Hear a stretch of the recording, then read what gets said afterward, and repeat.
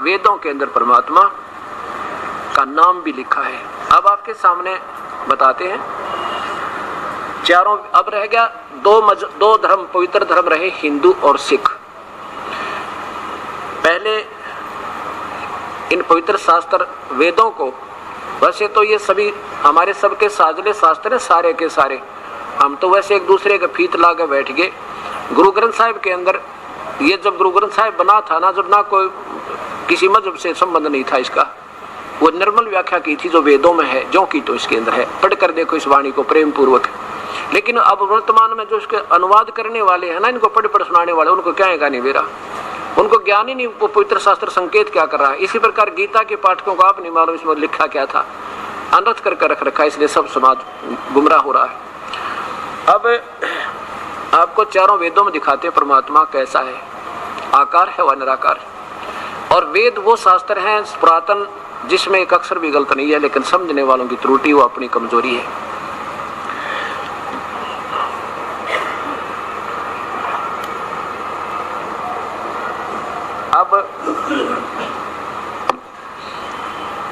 अब वर्तमान में वेदों का अनुवाद जिन्होंने किया है उसमें सबसे पहला नंबर महर्षि दयानंद जी का आता है। अब कलयुग के अंदर टीकाकारों में इसका अनुवाद भाषा करने वालों में, और उस महापुरुष ने अपने वेदों को कम पढ़ा और अन्य शास्त्रों को अधिक पढ़कर फिर एक सत्यार्थ प्रकाश की रचना कर दी पूरे जीवन में। उस सत्यार्थ प्रकाश में उन्हें अपनी सोच से वही लिख दिया कि परमात्मा निराकार है, उसका कोई आकार शरीर नहीं है। और फिर उन्होंने जो लास्ट के 4-5 वर्षों में वेदों का अनुवाद करना शुरू किया, उनमें लिखा मिल गया कि वो परमात्मा सशरीर है। उस अपने सत्यार्थ प्रकाश को सही रखने के लिए उसमें उसको अपने हिसाब से उसको तोड़ दिया, उन अर्थों का वो वास्तविक अर्थ नहीं किया। आपके सामने प्रमाण देता हूँ। अब देखो, ये ऐसे बुरा नहीं मानना चाहिए किसी ने कि हम किसी की निंदा करते हैं। निंदा नहीं करता दास कति भी, ना कोई शौक मुझे।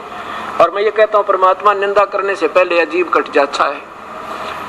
अब देखो, पीछे 500 का नोट नकली चलाता है, किसी नीच आत्मा ने बना लिया, और उसमें ना जाने कितने लोग धोखा खाते। गवर्नमेंट ने दोनों दिखा दिए, असली भी और नकली। भाई देख लो, असली वास्तविक इसमें ये है और डुप्लीकेट ऐसा है, ओरिजिनल ऐसा है। तो क्या सरकार निंदा करे थी आपकी? नहीं, आपके हक में कह रही थी कि जो धोखा खा चुके सो खा चुके, बाकी तो बच जा। अब ये दास सिर्फ इतना ही कर रहा है, अपनी तरफ से कुछ नहीं मिला रहा। मैं ये दिखा रहा हूँ कि शास्त्र, ये पवित्र शास्त्र अपने पवित्र धर्मों के ये बतावें और ये संत ये बतावें। अब आप देख लेना असली और नकली कौन सा है। अब इन्होंने जब सत्यार्थ प्रकाश को प्रारंभ किया, इन्होंने विशेष व्याख्या की है कि परमात्मा के नाम, वैसे तो अग्नि माने सीधा सबको मालूम है आग होती है, हम बच्चा भी बता दे अग्नि माने आग। परमात्मा वैसे जब धार्मिक शास्त्रों में कोई शब्द आता है ऐसा, तो उसका कोई विशेष अर्थ होता है और उसको संत महात्मा ही उसका भावार्थ बताया करते हैं। इन्होंने विशेषकर यही किया है कि जहाँ अग्नि शब्द है उस वेद में, वो विशेषकर परमात्मा की तरफ संकेत है। अपनी थ्योरी में बिल्कुल ऐसा लिखा है और ये संत ही ऋषि बताते हैं इन बातों को। अब देखिए, ये सत्यार्थ प्रकाश,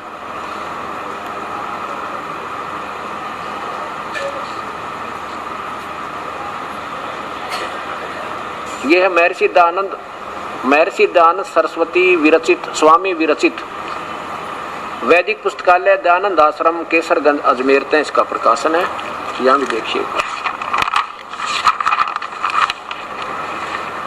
सत्यार्थ प्रकाश है, नीचे देखिए वैदिक पुस्तकालय दयानंद आश्रम केसरगंज अजमेर से। इसमें प्रथम समोल्लास में, ये प्रथम समोल्लास में सत्यार्थ प्रकाश प्रारंभ होता है। यहाँ देखिए, ओम जो ओंकार है वह परमेश्वर का सर्वोत्तम नाम है, क्योंकि उसमें ए उ और में 3 आकार मिलते। ओम समुदाय हुआ और ओम समुदाय हुआ। इस प्रकार परमेश्वर के बहुत नाम आते हैं। जैसे आकार से विराट और अग्नि, विराट भी भगवान का रूप है और नाम है, और अग्नि भी प्रभु का नाम है। आदि आदि। आगे देखो, फिर यहां देखिए, इसमें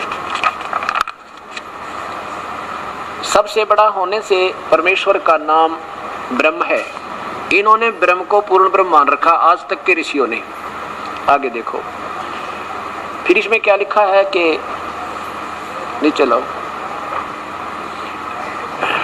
जो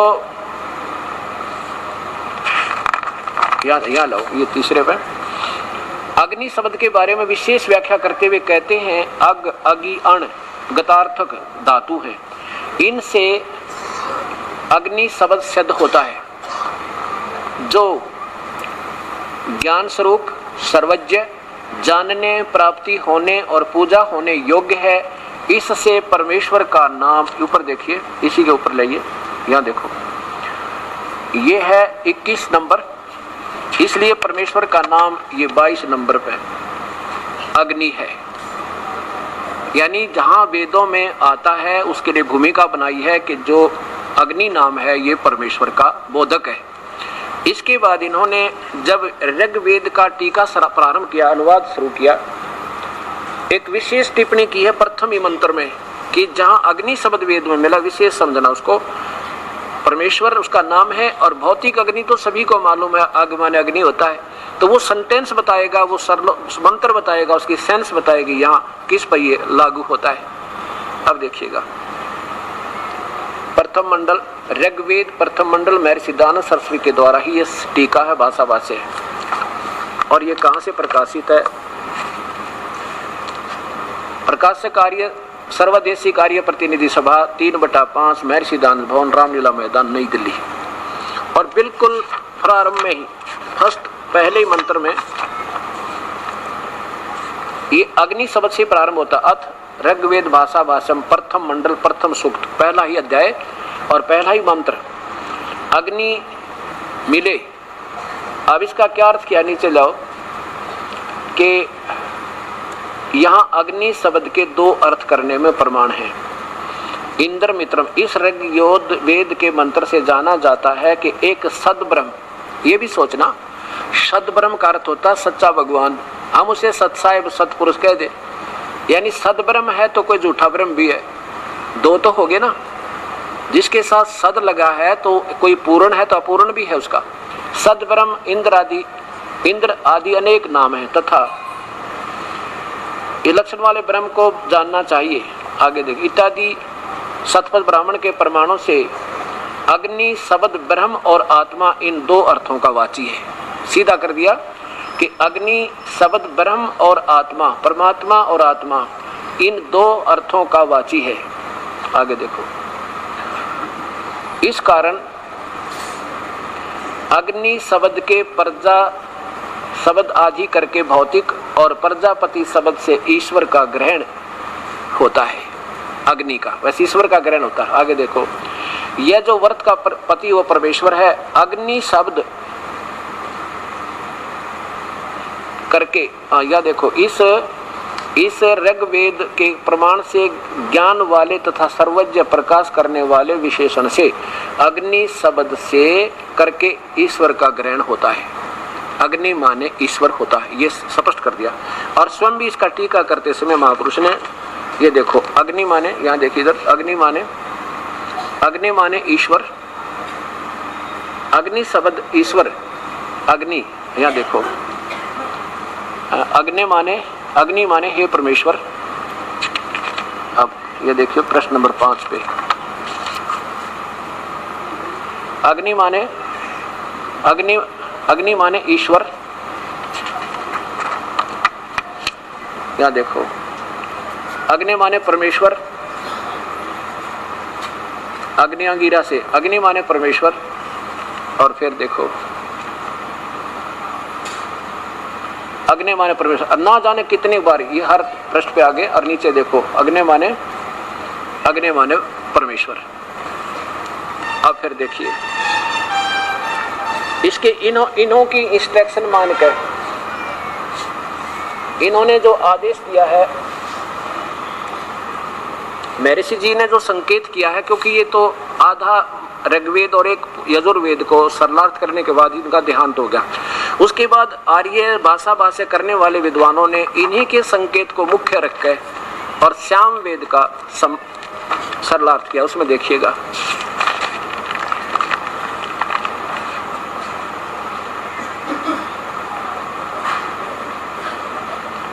ये यजुर्वेद और सामवेद दोनों इकट्ठे जल्द कर रखा है। और ये कहां से प्रकाशित है ये देखिएगा,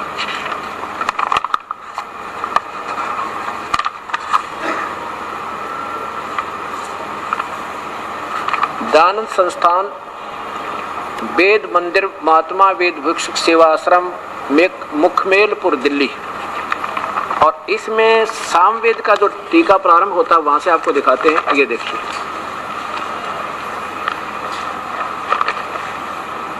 पहले ही श्लोक से प्रारंभ होता, अग्नि माने हे ईश्वर, अग्नि माने हे परमेश्वर, अग्नि माने ईश्वर का, अग्नि माने परमेश्वर, अग्नि माने हे ईश्वर, अग्नि माने हे ईश्वर, अग्नि माने हे परमेश्वर।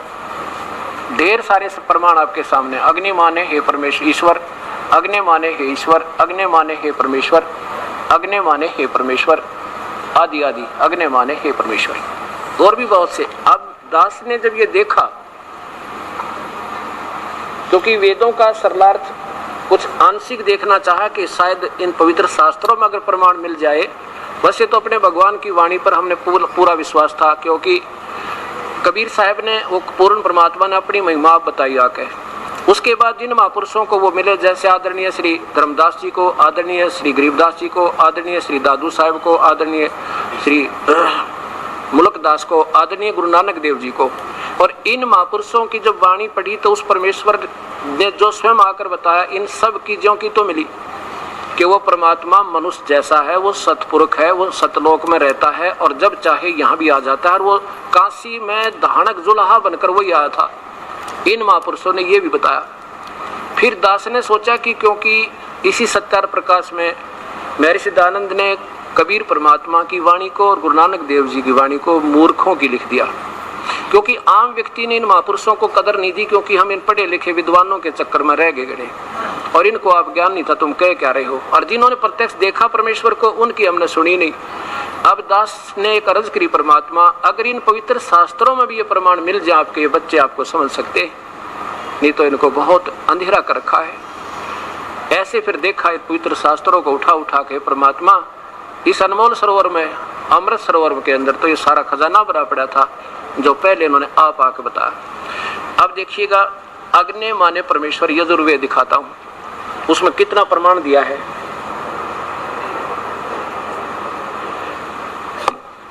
अब इस महापुरुष के सामने यजुर्वेद महर्षि दयानंद जी ने अनुवाद किया है इसका पूरा। अब इनके सामने समस्या आ गई कि समाज के पास सत्यार प्रकाश पहुंच गया, 40 साल से पढ़ रहे दुनिया, और अब इस सत्यार, इस वेद में अगर लिख दो परमात्मा सह शरीर है, तो दुनिया जो है तेरी एक नहीं सुने। अब ये बेचारा फंस गया और फिर इन्होंने अपने हिसाब से को तोड़ मरोड़ने की चेष्टा की, ऐसा लग रहा है। देखिएगा,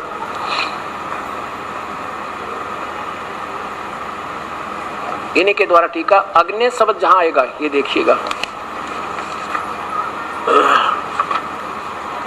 ये कहां से प्रकाशित है। प्रकाशक है सार्वदेशीय कार्य प्रतिनिधि सभा 2/5 महर्षि दान भवन, रामलीला मैदान, नई दिल्ली। और ये कहां से शुरू होता है,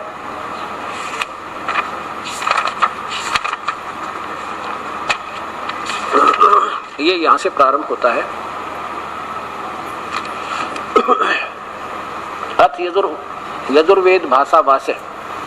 अब ये चलते चलते कहाँ आते हैं, नीचे देखिएगा, इसमें भी इन्होंने विशेष वर्णन दिया है, ये कहां से शुरू हुआ, कब हुआ, और फिर यहां देखो।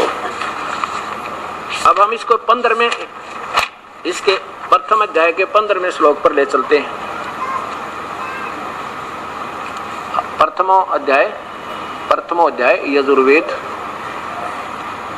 या देखिए, इसमें लिखा है अग्नि तनुरसी।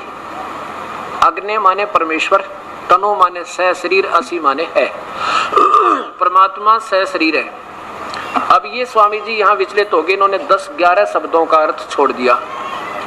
ऐसा लग रहा है शायद जानबूझ करके, मैंने तो वेदों को पढ़ा है क्योंकि उन्हें मोटे मोटे पढ़े, और ये सामने उस समय नहीं आया, तो इसलिए उन्होंने इन 12 शब्दों का अर्थ त्याग दिया। आप देखिएगा कहीं भी ये ब्रैकेट में अग्नि शब्द, ये ब्रैकेट में संस्कृत है, फिर इनका हिंदी क्या है, कहीं पर भी अग्नि शब्द नहीं है, कहीं पर भी अग्नि शब्द नहीं है, और ना तनु शब्द है, ये संस्कृत ब्रैकेट में है इनकी। अब इनका 11 शब्दों का अर्थ त्याग दिया। अग्नि तनुरसी 3, वाचो विसर्जन, ये देवितो भविष्य हविष्कृत, ये 11 और 124 साल हो गए इसको छपते ना अभी तक इसको करेक्ट नहीं कर पाए। आगे देखिए, अब इसमें क्योंकि अग्नि माने परमेश्वर, पर ये स्वयं अग्नि माने परमेश्वर इसमें भी लिख रहे हैं और अग्नि माने परमेश्वर 18 में भी लिखा है मैंने, अग्नि माने परमेश्वर। अब ये 5वें अध्याय के प्रथम श्लोक में फिर इकट्ठा 2 बार आएगा, जैसे पवित्र बाइबल में आपने देखा कि परमात्मा ने मनुष्य को अपने जैसा बनाया, परमात्मा ने मनुष्य को अपना ही स्वरूप दिया, और 3 बार लिखा पवित्र। ऐसे ही इस 5वें अध्याय के प्रथम श्लोक में 2 बार इकट्ठा ही लिखा है।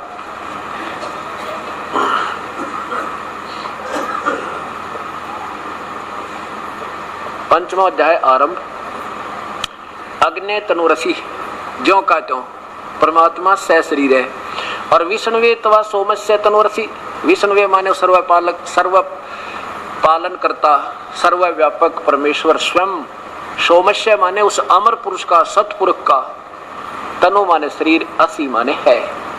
अब सोम माने ये स्वयं लिखते हैं, सोम माने आप देखिए, ये यहाँ पीछे देखिए पहले चौथे अध्याय के 16वें श्लोक में,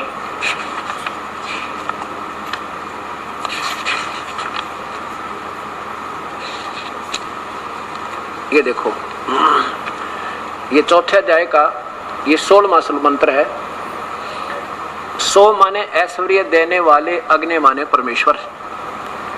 सोम का भी अर्थ है, अग्नि माने जगदीश्वर भी। और फिर देखिए सोम माने परमेश्वर, ये स्वयं लिखते हैं। 5वें अध्याय के 35वें श्लोक में लिखा है, सोम माने, ये इधर देखो 35वां श्लोक, सोम माने ऐश्वर्य देने वाले जगदीश्वर, और इसके यहाँ क्या आ गया, सोमस्य यानी ईश्वर का, सर्वव्यापक सारी सृष्टि का रचनहार स्वयं, तो माने वो आप, सोमस्य माने उस परमेश्वर का, तनु माने श्री रसी माने है। अब और दिखाऊंगा आपको, सोम माने परमात्मा होता है, ये परमेश्वर के शक्ति बोधक और उपमात्मक शब्द हैं। इसके साथ साथ देखिए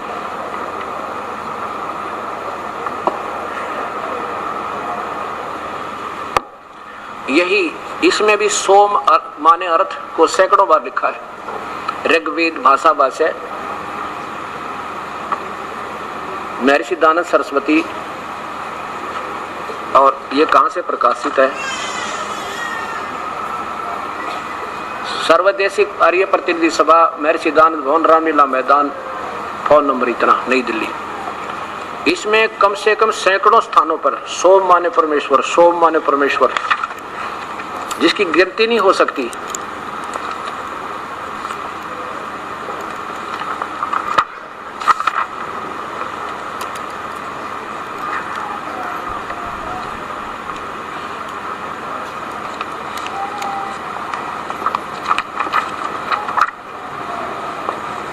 मतलब थोड़ी दिखा दूं, ज्यादा की जरूरत नहीं है। इसमें सैकड़ों के स्थान पर लिखा है। सोम माने परमात्मा, नीचे देखो, देखो विराजमान है, ये निराकार भी बताते हैं, विराजमान है तो कहीं बैठा है। आगे देखो, सोम माने परमात्मन, आगे देखो, सोम माने परमात्मा। इसमें कम से कम सैकड़ों स्थानों पर ऐसा लिखा है, सोम माने परमेश्वर, सोम माने परमेश्वर, बिना गिनती के। अब कहने का भाव ये है दास का कि दास ने तो ये देखा कि मेरे, अगर मैं टीका करूंगा तो कोई नहीं माने, लेकिन ये कहेंगे इसने महापुरुष हो गए, इसे महर्षि, उन्होंने ठीक किया होगा। अब दास ने इन्हीं के टीकाओं को इन्हीं से कंपेयर कर दिया और आपके सामने सत्य आएगी, आपको इतनी नहीं रहेगी। अब क्या है कि परमात्मा सह शरीर है और वो मानव सदृश है, उसका नाम कबीर है। इसी 5वें अध्याय के 32वें श्लोक में आपको दिखाता हूं। और इन्होंने कैसा सरलार्थ किया ये भी देख लीजिए।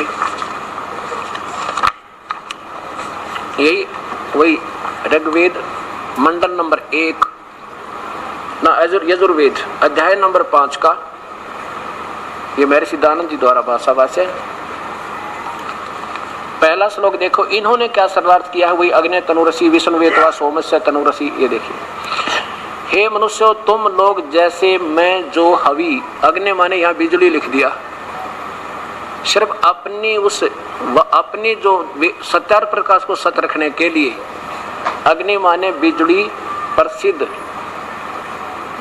प्रसिद्ध रूप अग्नि के तो शरीर बता दिया, शरीर के समान असी माने है।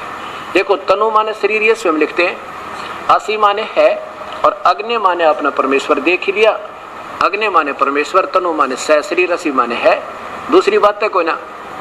और विष्णुवेतवा, विष्णु माने उस सर्व पालन करता परमेश्वर का, उस सर्व पालन करता सर्वव्यापक परमात्मा पुरुष। सोम माने अमर पुरुष, उस अमर पुरुष का, सतपुरुष का। तनु माने शरीर, असी माने है। और वो कौन है? अब देखो वेदों को कौन बोल रहा है? ब्रह्म बोल रहा है। स्वयं महर्षि दानंद कहते हैं कि 4 ऋषियों में एक एक में प्रवेश करके इस काल ने ब्रह्म ने बोले, जैसे गीता श्री कृष्ण में पढ़कर प्रवेश करके बोली। तो ये बोलने वाला क्या कह रहा है? देखो ये बोलने वाला यहाँ तो कह रहा है कि हे क्या बता, हे मनुष्यों तुम लोग जैसे मैं, ये काल बोल रहा है ना, जैसे मैं यानी वेद बोलने वाला। और 32 में देखो ना, इसके 32वें श्लोक में 5वें अध्याय के 32वें मंत्र में यही वेद बोलने वाला कह रहा है कि वो परमात्मा तो उसका नाम कबीर है, वो तो सतलोक में रहता है। ये देखो यजुर्वेद 5वां अध्याय यजुर्वेद, और नीचे देखो ये 32वां मंत्र। उसी गसी वो कबीर, हम उसे कबीर कहने लगे। जैसे पंजाबी में हमारा यह क्षेत्र कुछ पंजाबी फुट ज्यादा है, और इसको बै को हम वै को बै बोलते हैं, वेदों को भी हम वेद कहते हैं। अब ये कबीर है उसी गसी जो जैसे गीता जी के 18वें अध्याय के 62वें श्लोक में कहा ना, उसकी कृपा से परम शांति को प्राप्त होगा। जो परम शांति दायक है वो बोलने वाला भगवान कह रहा है, वेद बोलने वाला वो कबीर अंगारी असी। अंगारी माने पाप कर्मों को काटने वाला, पाप विनाशक, वो कबीर है उसका नाम। और बमभारी, बमभारी माने बंधनों का शत्रु। यहाँ देखो इन्होंने क्या किया, हे जगदीश्वर जिस कारण आप, अब वेद बोलने वाला भगवान कह रहा है ना, किसी दूसरे भगवान की तरफ संकेत है। वहां तो अपने लिए कह रहा था, अब किसी दूसरे के लिए कह रहा है। आप उसी के माने कांतिमान, असी माने है, और अंगारी माने इन्होंने खोटे चलन वाले जीवों के शत्रु रख दिया। क्योंकि इन्होंने सत्यार प्रकाश में किसी ने प्रश्न किया कि क्या वो परमात्मा पाप कर्म काट सकता है? ये कहते नहीं, कभी नहीं काट सकता, वेदों में कहीं प्रमाण नहीं। और वेद बताओ वो पाप काटता है? 25 प्रमाण दूंगा आपको, आने आएगा जब समय उसका सही विवरण चलेगा। अब तो संकेत बता रहा हूं। अंगारी माने पाप कर्म, ये पाप कर्म काटने वाला। इन्होंने खोटे चरणों का शत्रु, अंग माने पाप, अरि माने शत्रु, दुश्मन, पापों का विनाशक, उनका दुश्मन। और बमभारी माने बंधन, शत्रु। बमभारी माने बंधनों का, काल के बंधन में हम कर्मों के बंधन में बंध रहे हैं, उन बंधनों को काटने वाला, उनका शत्रु, समाप्त करने वाला। वो कौन है? वो कबीर असी। यहाँ देखो कबीर, इन्होंने क्या कर दिया, यहाँ कबीर ऐसे लिख कर अपसर्ग लगा दी, जबकि ऊपर सफर रै लगा है। जब यहाँ कोई रै लगाया है, इसका कोई विशेष तात्पर्य जरूर होगा, ना तो रै लगाने की यहाँ जरूरत क्या थी, यहाँ भी कबीर लिख देते सीधे। इन्होंने इसका अर्थ कर दिया कांत पर जय।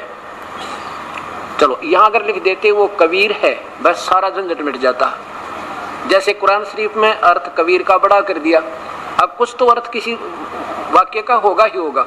आगे देखो वो कहाँ रहता है? सतधाम में, सतलोक, रतधामा, सतलोक वाला, सतलोक में रहने वाला, सतधाम युक्त है।